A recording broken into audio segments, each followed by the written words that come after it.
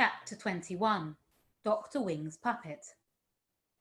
When I reached the toy shop, said the old man, everything seemed to be exactly as it was when I left it. The walls were still lined with toys, the floor was still scattered with sawdust, and behind the counter a few pots of paint were left with their lids half off, a gloopy rainbow of colours forging trails down the sides. A few cobwebs hung off the cash register. "Hello," I whispered, looking around, expecting my father to appear out of the shadows at any moment. "Papa!" But there was no answer, and I bit my lip, wondering what I should do next. The hospital was only a few miles away. I could be there in seconds if I put my mind to it, but something told me that Papa would never have gone to a hospital. He had built this toy shop himself, after all. He had created it from the ground up, not just the misshapen bricks and misplaced mortar that held the thing together, but all the contents too, every one of the toys that ran along the counters and stood on the shelves. He would never leave here. I was sure of that. A creaking sound from behind the counter made me look up, and I saw that the door had placed itself in position and was standing slightly ajar. "Henry," I cried. "Henry, my old friend, you're still here." The door stared at me with an accusatory expression, allowing none of the former warmth and friendship that had once been between us to reappear. Instead, it simply stood there, quietly, allowing me a view of the dimly lit staircase beyond. I walked towards it and looked up at the spiral of wooden steps above my head and began to climb. Sensing the urgency of the moment, Henry soon brushed past me and fitted himself into the wall, this time remaining firmly closed, but allowing me to turn his handle. A light was on inside the living room, and I stepped inside, the floorboards creaking beneath my feet as I entered. Nothing had changed. The chairs were in their usual places before the fireplace, although they immediately turned their backs on me when they saw who had stepped inside. The plates and cups were arranged on the sideboard, but they turned their handles round, unwilling to be picked up. The coat stand was still in the corner, but it tiptoed away on its forelegs and disappeared into what had once been my boyhood bedroom, closing the door behind it.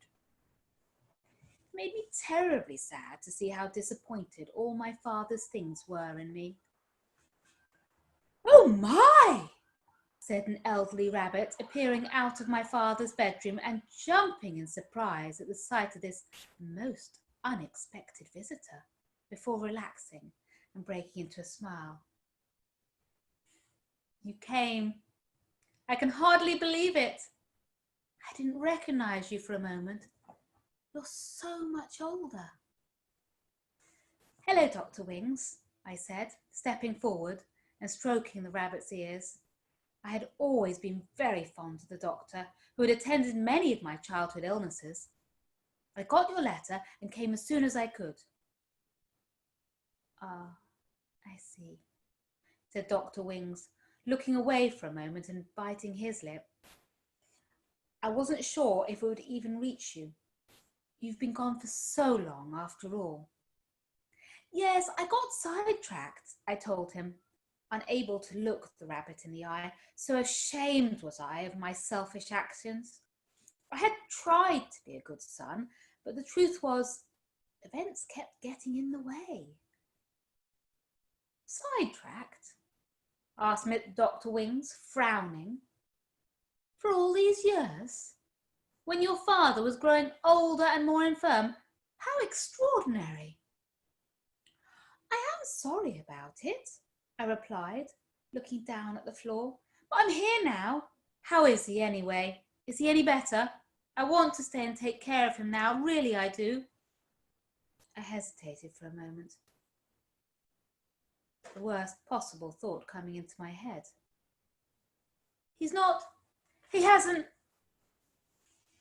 "Oh my," said Dr. Wings sadly, shaking his head as he chewed on a carrot stick. If only you'd got here an hour earlier.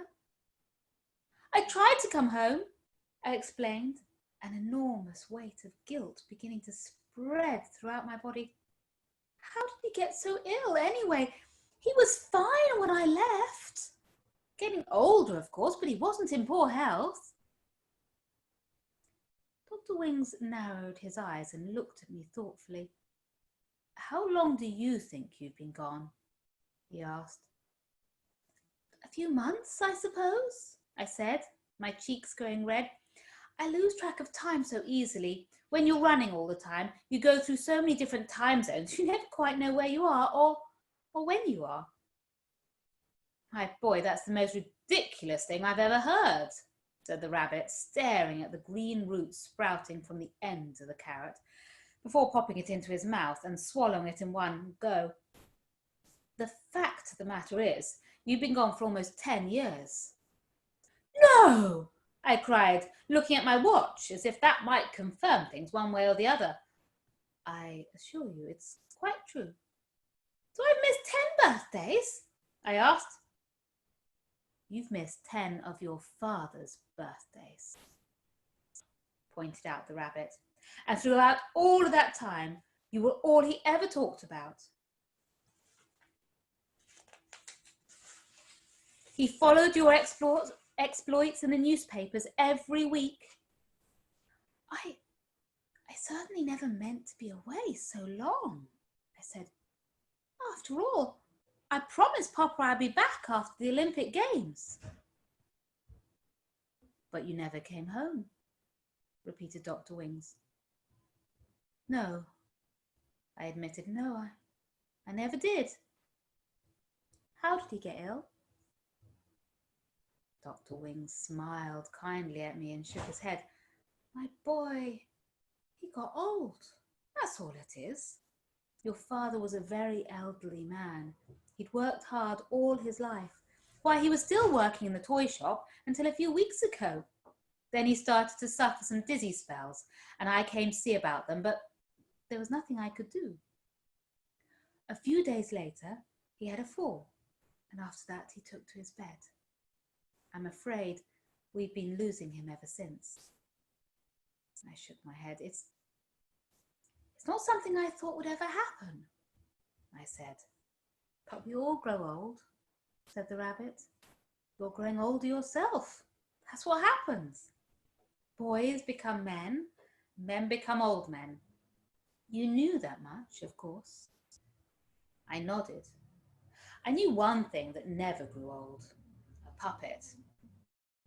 If you'd only arrived an hour earlier, said Dr. Wings sadly, shaking his head. Just an hour? You mean? Yes. He died just before you got home. He's in there, in bed. You can go in and see him if you want.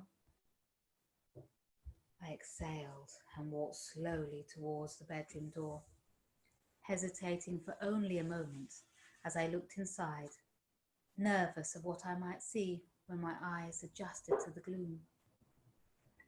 The curtains were closed, and the room remained in an evening shade of half-darkness. On my father's bedroom table, a small lamp was snoozing quietly, but it sensed my presence, looked across, and its bulb burst into immediate brightness. So surprised was it by what it saw. In the bed, Papa lay looking for all the world as if he was fast asleep. He was older than I remembered him, but he looked at peace, and I was glad of that. It's me, Papa, I whispered, stepping forward. I came home. After Papa was laid to rest, it didn't take long for me to decide that I would have to do something to honour his memory. I hung up my running shoes and decided that I would make a go of his business instead. After all, Papa had devoted so many years to building up the toy shop, it would be a shame to simply let it go just because its creator was no longer among the living. I made peace with everything in the shop that had been disappointed with my failure to return for so many years, and we vowed to begin anew together, friends again. Fortunately for me, I had learned so many things in school after our move to the village that I knew exactly what I was doing too. I rose every morning at 4 o'clock and ran for 5 hours before opening the toy shop, just to keep fit. When there were no customers, which was always, I would make new toys. All sorts of toys. Trains and cars, footballs and boats, letters, puzzles and alphabet blocks, but never puppets. Never ever puppets. And then paint them. Decide upon a price and place them on the appropriate shelf. When Alexander struck 6 o'clock in the evening, I would jump into my running clothes once again and set off for some of the more distant villages for a few hours before returning to the shop, locking up for the evening and retiring upstairs to eat my dinner. A little pasta, perhaps, or a garden salad. I was in bed every night by midnight and up again by 4, 7 days a week. All in all, it was a good life, I told myself. And every day I tried not to think about how much I regretted leaving Papa alone when he needed me most.